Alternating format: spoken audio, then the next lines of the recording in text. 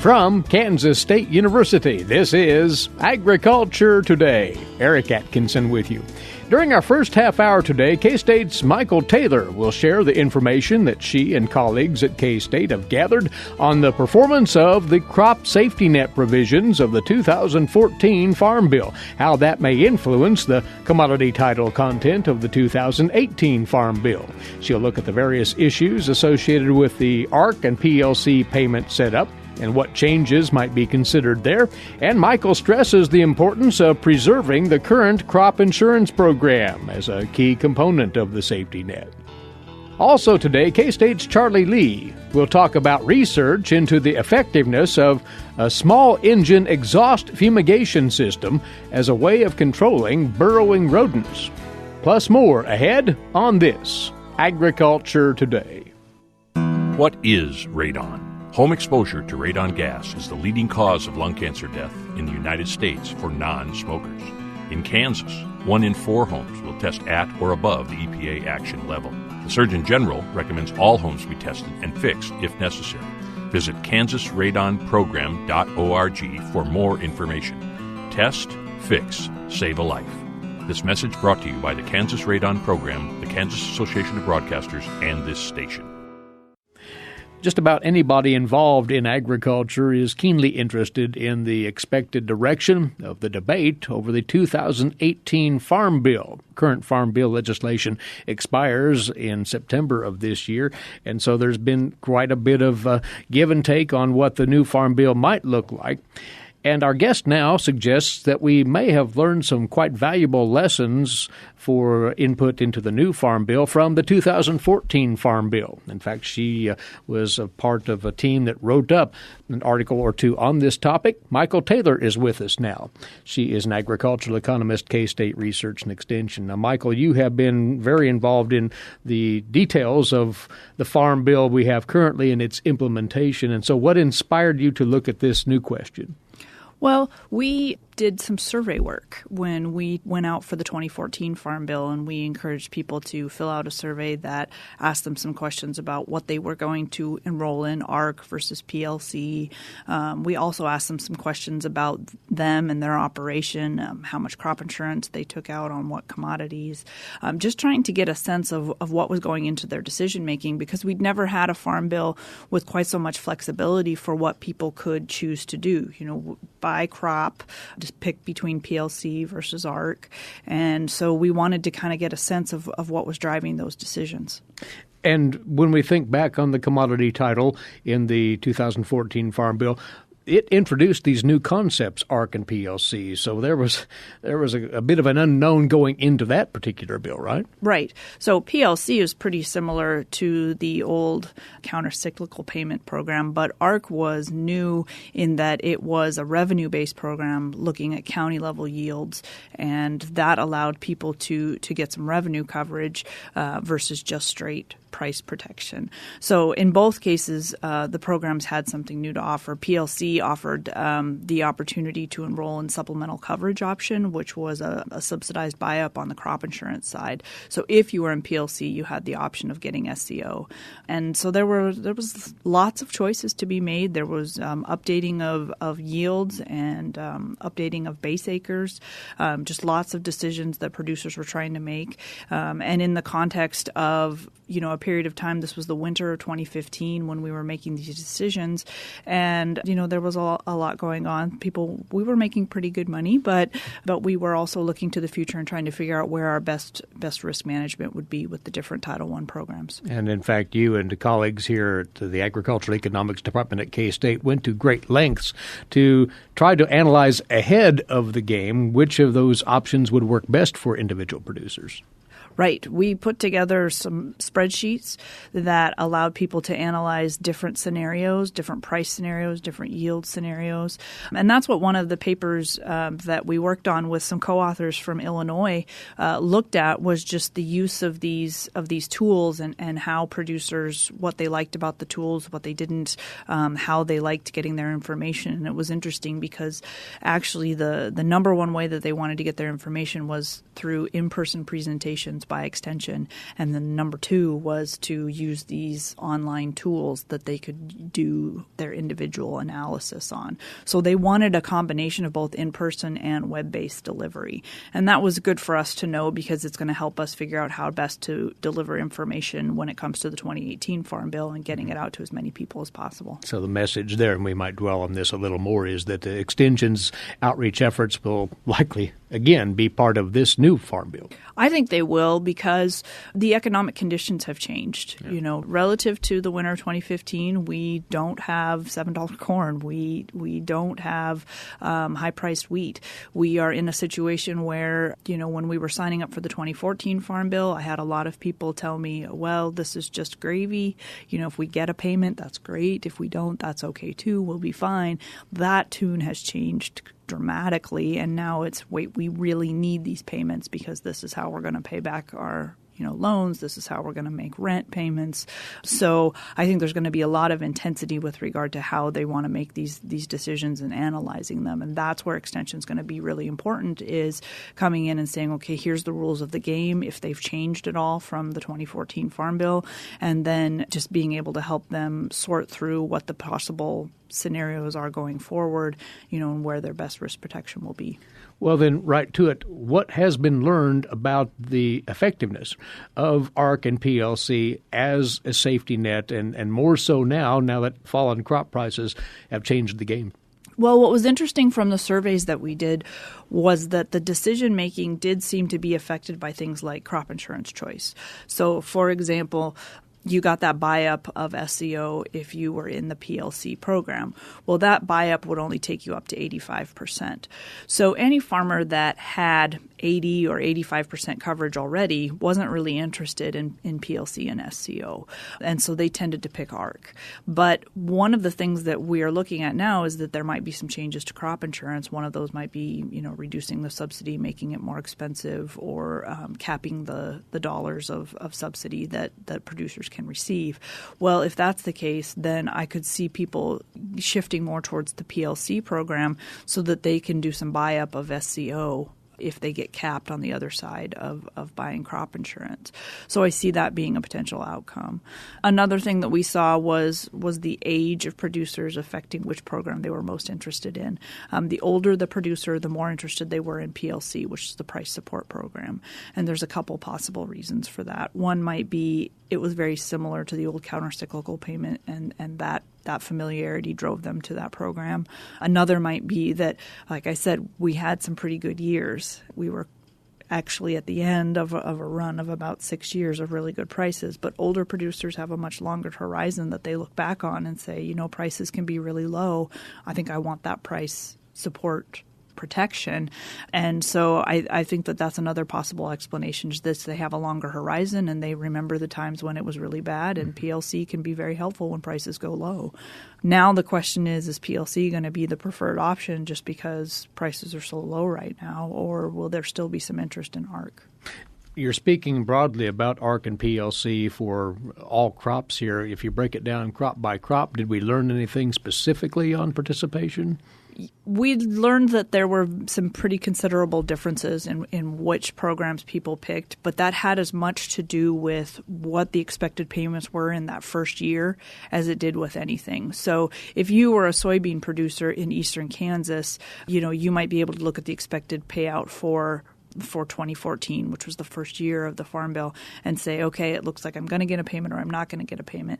And definitely the higher the expected payment in that first year, the more likely you were to pick that program. So for some of the commodities, it was real obvious on that first year, which was interesting because there's still 4 more years of the program, right? But I think we took a bird in hand approach and said that's worth something to me, is to just know that I'm going to get at least that first year's payment. It was much harder for producers who weren't expecting a payment in the first year and had to think further out about which direction they wanted to go. That was a tougher decision for them.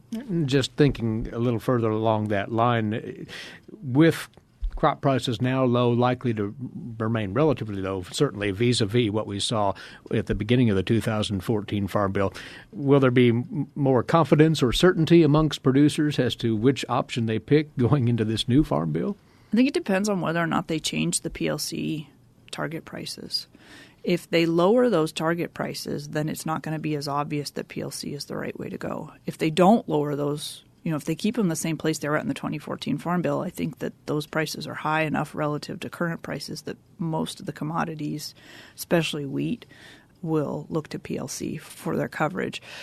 On the ARC side, there's value in having a revenue coverage, but every year that coverage goes down as the prices continue to go down. And so it's like the price support is falling as the prices are falling, and that makes ARC a little less attractive. So if they make some changes to that, to the way that those support prices are in ARC, the way that that's calculated, then that might make ARC look a little more attractive. And this is the minutia that's being discussed potentially right now. Maybe we're not quite that far down the road as far as those particulars, but this will be likely part of the mix as they discuss the makeup of the new Farm Bill, you think? I think it will. I think there's, Art Barnaby likes to point out that there were counties in Iowa that did not receive any payments under ARC. And, a lot of people in Kansas would say, well, what difference does it make? But Iowa's an important political state. And if they didn't get any payments under ARC under these current economic conditions, that's going to make them really, say, hey, we have to fix something here. So you might end up seeing some adjustments to ARC simply because an important political state had some problems with that program. Yeah. Mykel, we'd like to talk more about this. We need to step aside for a few moments. When we return, we'll get into other aspects of the reports that you put together, if you'd stand by. Yes.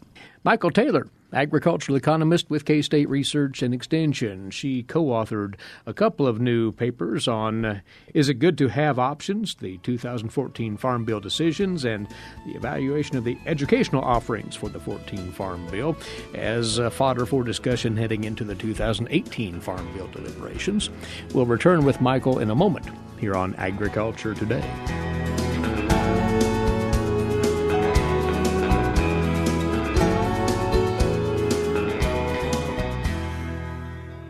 Agricultural producers, landowners, and creditors, you have a partner in your legal and financial needs. Kansas Agricultural Mediation Services offers reliable, trusted information and guidance. Whether you need advice for ag credit concerns or are transitioning your operation to the next owner, Kansas Agricultural Mediation Services can assist you in making sound decisions for your business. To learn more, call 800-321-3276 or visit us online.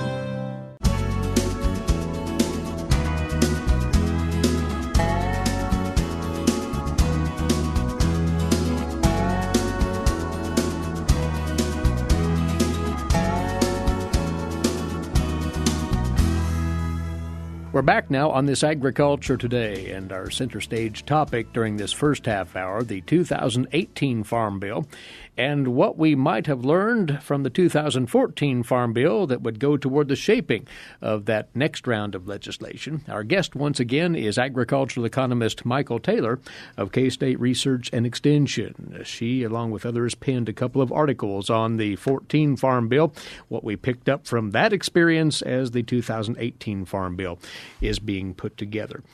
Mykel, one of the kingpins of this would seem to be crop insurance, which you mentioned earlier, and the preservation of same as it ties into the commodity title in general, ARC and PLC in specific. Absolutely. I mean, crop insurance has been a very hot topic. There's groups that are lobbying in D.C. for getting rid of the subsidy, capping the subsidy, so on and so forth.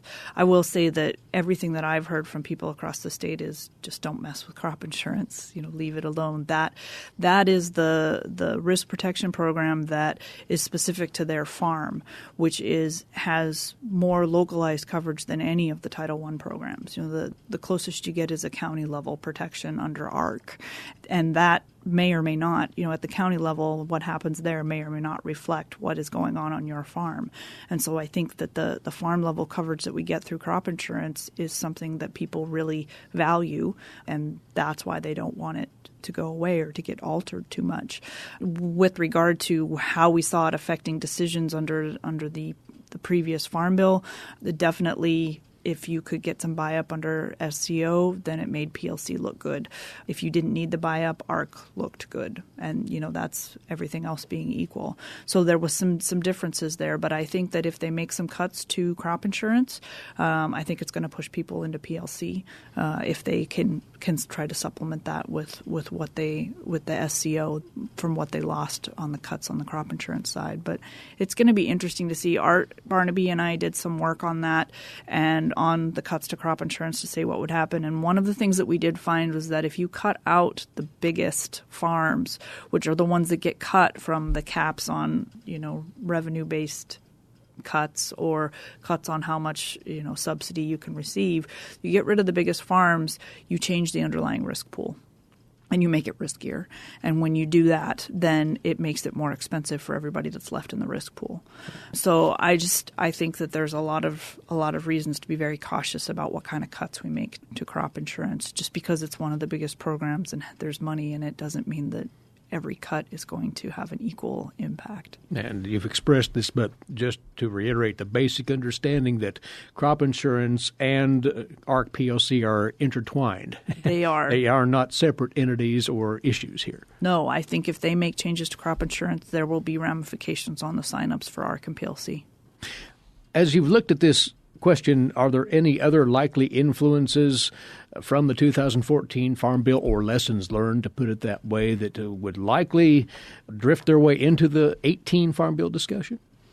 I think that there will be some discussion with regard to what were the economic conditions when we signed up for the 2014 Farm Bill, and what are the economic conditions now that we're signing up under the 2018 Farm Bill. I may have said this before, but when I went around the state and we would talk to people, there was a lot of comments made to the effect of, this is just gravy, this is just extra money, and if we get it, it's great, and if we don't, we can live without it. That was when corn was high-priced and wheat was high-priced. The tune has changed, and that's no longer the case. We need those ARC and PLC payments to come through in order to be able to pay back loans and cover land rent payments. So I think that that's going to have some ramifications on what people sign up for and just how much effort they put into their Farm Bill decisions, which again is what's going to make extension really important. Is they're going to be looking to us to help try to make those decisions and try to be as effective as possible on choosing the programs that are going to mitigate that risk going forward. I want to bring up one specific that has ginned up quite a bit of controversy, or at least discussion, in the implementation of the 2014 Farm Bill, ARC and PLC, that discrepancies county to county with payments. That's been talked about quite some.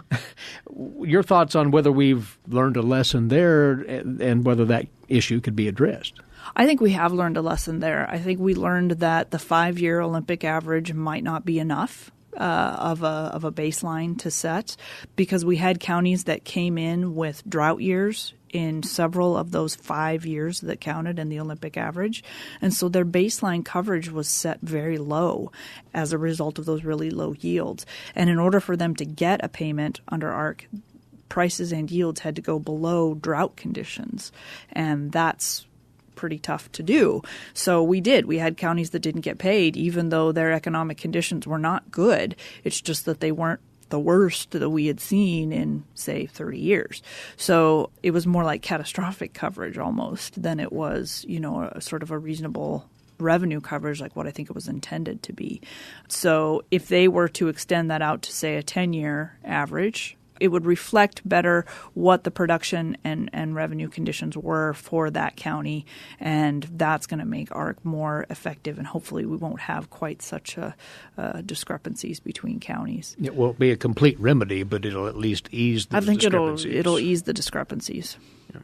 There are so many elements to the Farm Bill just in the commodity title that who knows where everything is going to go. But you, Art Barnaby, Robin Reed, others here at K-State are tracking what has happened with the current legislation and will likely be discussing what's to come in an outreach sense here soon, will you not? We will. Art Barnaby and myself, and then Brad Lubin from the University of Nebraska will be getting together to do a series of 5 meetings in Kansas and Nebraska to talk about the current current state of the discussion on the Farm Bill, what we know about it, what we expect might happen. It's definitely a forward-looking conversation that we're going to have. So we don't have all the details, but talk about what we think might be going on and potential changes coming out of it. Mm-hmm. Those are set for the end of February and the first week of March. And we'll have a couple of them here in Kansas, one in Dodge City and one in Manhattan. And then we'll be up in Nebraska the week after for 3 different locations. And we'll be visiting more about the specifics of those 5 meetings coming up. We'd note once again, February 28th, Dodge City, March the 1st in Manhattan, then 3 in Nebraska, Meade, Nebraska the 5th, Scotts Bluff the 6th, and Hastings March 7th. That will be detailed on agmanager.info as well as those meetings and their details come together. You also have put a synopsis of your write-ups on lessons learned from the 14 Farm Bill on Ag Manager for folks to review, right, Mykel? That is. It's underneath the farm policy section under the Farm Bill. So if you want to read a couple pages on what we found as opposed to reading the full academic article, which I wouldn't blame you in the least if you chose that option, that synopsis is available. You're also always welcome to contact me if you have any questions or comments. And to expand on that, you and colleagues are welcoming feedback from the countryside on just how this current Farm Bill has impacted individual producers and their pros and cons regarding that, right? Right. I mean, we aren't the legislators. We aren't making the rules, but it is very important that we understand how the rules affected people because we are the ones who are going to do the education on the next round of Farm Bill. And we want to know how things worked for people so that when we go through and try to explain this next one, which won't be dramatically different than the 2014 Farm Bill. There's going to be a lot of similarities. So we want to be able to understand how those things impacted people as we try to explain what their options are, especially if they were in, say ARC and they want to switch to PLC or vice versa. We want to be able to help them anticipate what those kinds of changes will mean. It won't be an entire makeover, but it'll be a tweaking, given the state of crop prices currently, will be vitally important nonetheless. Yeah, I agree. I think even with minor changes to the 2018 Farm Bill, I think just the difference in the economic conditions between the 14 and the 18 signups are going to make the need for additional analysis and heavy input from Extension that much more vital. So don't be afraid to share your thoughts on the current structure of the commodity title and what you'd like to see in the next round of the commodity title via the 2018 Farm Bill. Pass that along to the agricultural economist here at K-State, and good luck to you and your colleagues in studying what might be coming forth in regard to the next Farm Bill. Mykel, we appreciate your time. Well, thank you very much. She's Mykel Taylor, an agricultural economist, K-State Research and Extension. Once more, they put together some thoughts on what was learned from the 2014 Farm Bill as potential fodder for input in the new Farm Bill and the deliberations and debate coming up soon here in Washington, D.C. You can see all of that on agmanager.info. Check it out, agmanager.info. And you are listening to Agriculture Today. We'll step aside now for a few moments, returning then with today's agricultural news headlines. This week's edition of Milk Lines, K-State's Mike Brouk standing by with that. And still ahead, another wildlife management subject with K-State's Charlie Lee aboard. All that yet to come here on the K-State Radio Network.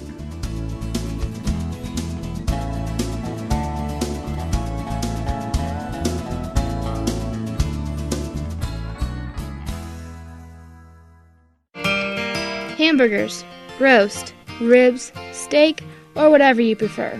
Beef, it's what's for dinner. Kansas cattle farmers produce 7.5 million head of cattle per year.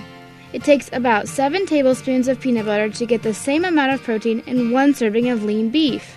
Support your local Kansas farmers and ranchers. Eat beef. This message was brought to you by the K-State Animal Sciences Leadership Academy participants.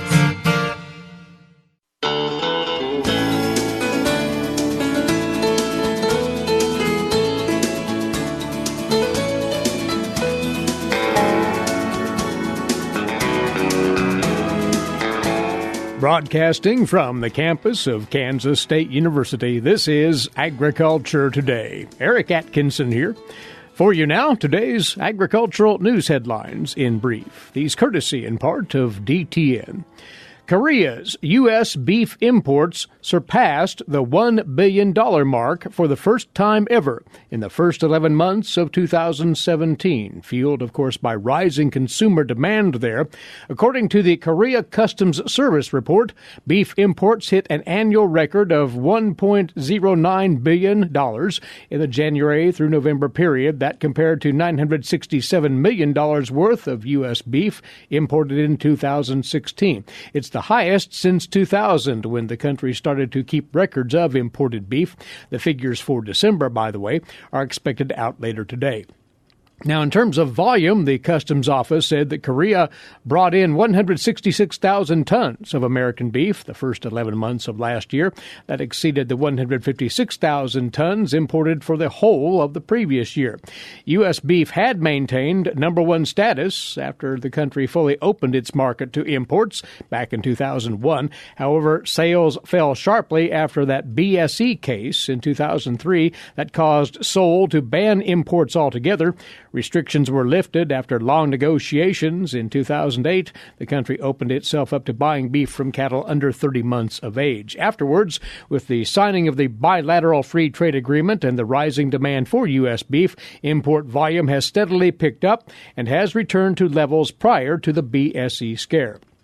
In particular, imports of cold-stored beef, fetching high prices compared to frozen meat, and those increased noticeably despite a more complicated distribution process. Through the month of November, such beef imports surged 81% on the year to 40,000 tons. That was worth $358 million, an increase of 86% compared to the previous year. An overhaul of agricultural guest worker programs is a major component of a House plan now to fix the immigration status of young people involved in the Deferred Action for Childhood Arrivals program, or DACA, that's entangled in the latest immigration battle on Capitol Hill. Conservatives in the House introduced a broad immigration bill last week that included much of the language proposed last fall by House Judiciary Committee Chairman Bob Goodlatte of Virginia in his agricultural guest worker bill. Goodlatte and three other Republicans introduced that bill. The bill has several provisions ending green card lottery programs and claimed to reduce overall immigration levels by 25% per year, but at the same time would increase visas for skilled workers and for agricultural workers. The Agricultural Guest Worker Act, drafted by Goodlatte, was essentially inserted into the new House immigration bill. That bill would scrap the current H-2A temporary agriculture worker program and replace it with a new program, which would be dubbed H-2C. It would allow farmers and other employers to bring in 400,000 foreign workers for farm jobs, as well as 40,000 foreign workers for meatpacking plants. Under the bill, the 450,000 visas would increase each year, meaning that within 3 years, the H-2C program could lead to 1.3 million foreign workers in farming and other related industries. The guest workers for farm labor are more than double the number of guest workers who came to the U.S. last year under the Department of Labor's H-2A program. Unlike H-2A, however, the Agricultural Guest Worker Act would also allow foreign workers who work in agricultural jobs to stay in the country for up to 3 years before requiring them to return home. That would provide more stable labor for farmers, such as dairy producers, who need workers year-round. This is Agriculture Today, and now on to the weekly feature for you dairy producers from Animal Sciences and Industry at K-State, Milk Lines. Standing by with that, as always, is K-State Dairy Specialist Mike Brouk. Mike? Today I want to visit with our Kansas dairy farmers concerning the effects of some of the cold weather we've recently had upon the teat-in condition in their dairy herds. You know, we often try to prepare for the wintertime and try to prevent chapped teat-ins, but ultimately it generally happens, and especially with the weather we've had the last couple of weeks, that it's probably a problem in most of our herds. And while we can concentrate on trying to prevent it, right now we probably need to concentrate on how we're going to fix the problem that we already have in the herd and hopefully prevent it from getting worse. A lot of you are probably dealing with a little bit of frostbite in some of your animals that are housed outside during this type of weather. And those that did not get frostbite probably experienced some chapping. Basically, the chapping occurs when the wet teat skin is exposed to bitter cold temperatures, and we've had a lot of those conditions lately. Post-milking, this is especially important because the circulation in the teat ends is not the best as she leaves the milking parlor. So, if she's not protected from the wind, and if the teat ends are moist due to the milking process or maybe post-dip that we applied, that means that chapping instances will increase. So, as you look at your post-dip today and what you're using as you go forward, there's some important things you should be looking for. When you have teat ends in your herd that are in poor condition, you need to look for these types of ingredients. There are really four main ones that we concentrate on. First one is what we call occlusive ingredients. Basically, these are things that block the evaporation water loss from the teat skin. Things like Vaseline, mineral oil, and lanolin are the ones that are most effective. Fumigants are things that can actually attract water to the teat skin. And when the relative humidity is above 70%, this actually does occur. So it actually attracts moisture to that skin. Some of those examples of those products would be things like propylene glycol or glycerin, sorbitol, and alpha hydroxy acids as well. A third ingredient that we often look for are what we call emollients. Those are things that help fill in those cracks that are in the skin and help prevent additional water loss and additional chapping. Some of those ingredients that we look for are things like mineral oil and lanolin. And the final ingredient we often look for is an exfoliant. That's something that actually helps remove the dead skin cells from the teat as you milk your cows. These things that help with that are lactic acid, which is the most common thing found, but also the alpha hydroxy acids are an example of something that is included in some of our teat dips that help in this way as well. So, some of these things work together. If you include an emollient with a fumigant, that is actually a powerful skin moisturizing combination. So, most of your post-dip should contain all four of these ingredients to help your herd achieve a better teat end health. This is Mike Brouk with K-State Research and Extension, encouraging our dairy farmers to take a look at what they're using for post-dip in these cold winter conditions. Many thanks, Mike. You're tuned to Agriculture Today, and we'll be back after this final break over the K-State Radio Network. While many people know hunger is an issue in developing countries, it is also a problem in our own backyards. In 2010, 1 in 7 Kansans struggled to put adequate food on the table. 2 K-State Research and Extension programs are tackling this problem. The Family Nutrition Program and Expanded Food and Nutrition Education Program reach thousands of Kansans in more than 70 counties. They learn how to eat healthy with a low budget. For more information about these programs, visit ksre.ksu.edu.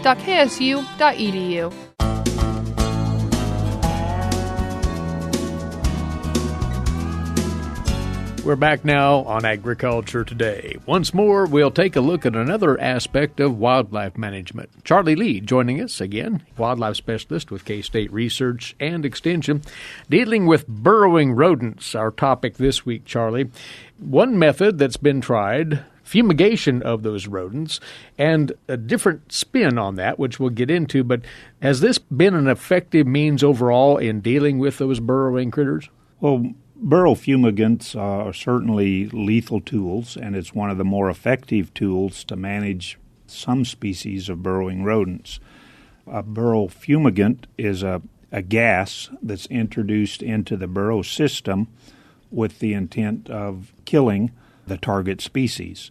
They are somewhat time-consuming to implement. Thus, they're more costly than some of the other management strategies like trapping or the use of registered toxicants, but they do have some advantages. And one is that you're directly targeting the rodents that are within that burrow system. There's really no reliance on the rodent to accept a bait like a toxicant, so you don't have to worry about palatability issues and bait acceptance. And if you're not using a bait, you don't have to worry about secondary toxicity concerns after treatment. One of the other advantages is you're not handling the animals themselves, so you're reducing the risk of disease or parasites being transmitted to the people doing the treatment. But yet we don't know a lot of information about how effective those burrow fumigants are when they're introduced into the burrow as a byproduct of engine exhaust.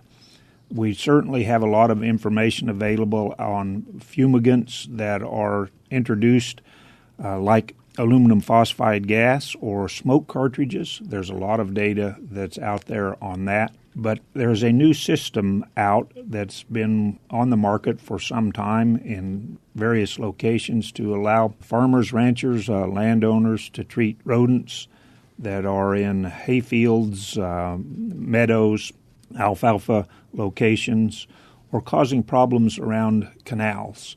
And that's the use of a pressurized exhaust from a small gasoline-powered engine that creates that exhaust, and then that exhaust gas is pumped through coils to cool it, and then it stores that exhaust in a large tank, which is then run through flex hoses to probes into the rodent burrows.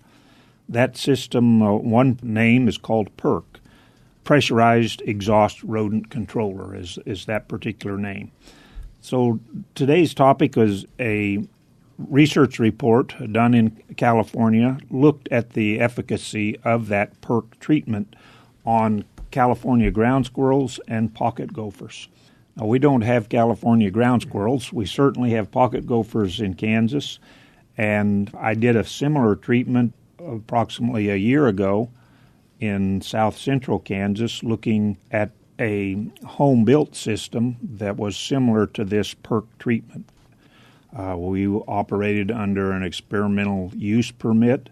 Hopefully, when we get a little more data collected, then we could submit a package that would allow them to consider this technique for registration. That said, what does the data tell us, starting with the California test on pocket gophers? The effectiveness of this method, what do we know? Well, they used it in two different locations with a paired treatment plot versus a control plot. And if we just looked at efficacy, the efficacy was less than what they had expected. It was between 40 to 50% efficacy.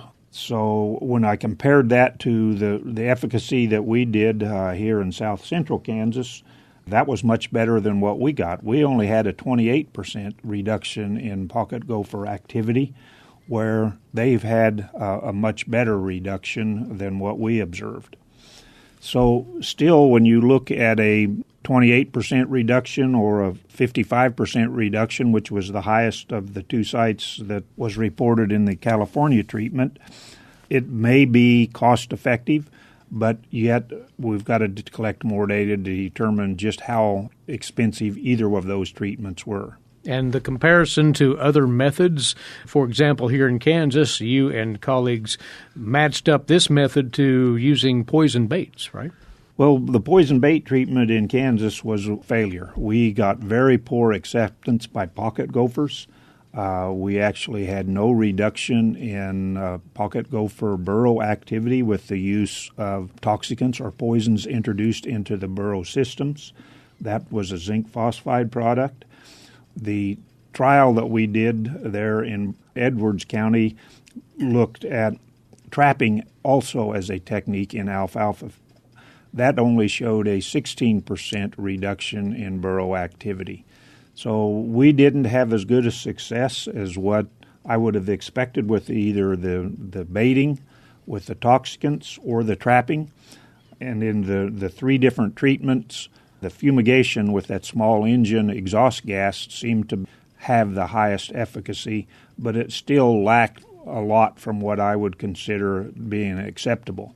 Generally, for rodenticide to be considered efficacious, it must have a field efficacy of greater than 70%, although sometimes lower levels are considered for federal registration. So a long way from the desired efficacy here. Where does this method stand from here forward then, do you think? Well, I think there will be more tests to see why we can't get a higher efficacy rating with the small engine exhaust. I think there needs to be some timing issues. Perhaps it will work much better, as we've known for many years, that it works better when you have wetter soil conditions so that we don't have cracks in the ground. It's not as porous. The gas is more contained in the burrow system, and perhaps we need a minimum amount of volume through that exhaust system or a higher pressure in order to make sure that it passes through some of the small temporary plugs that rodents create within their burrow systems. But you do think this does deserve more research attention? Yes, it's certainly a technique that has potential. We just don't know all of the details now to make it more effective. And that's what's known to date based on a couple of studies, one here in Kansas, the other in California, on the effectiveness of this approach to fumigating burrowing rodents using small engine exhaust systems as the fumigation source there. Charlie, thanks for coming over once again. Wildlife Specialist, K-State Research and Extension, Charlie Lee. Our time's away for today. Thanks for tuning in. Eric Atkinson here. This has been Agriculture Today over the K-State Radio Network.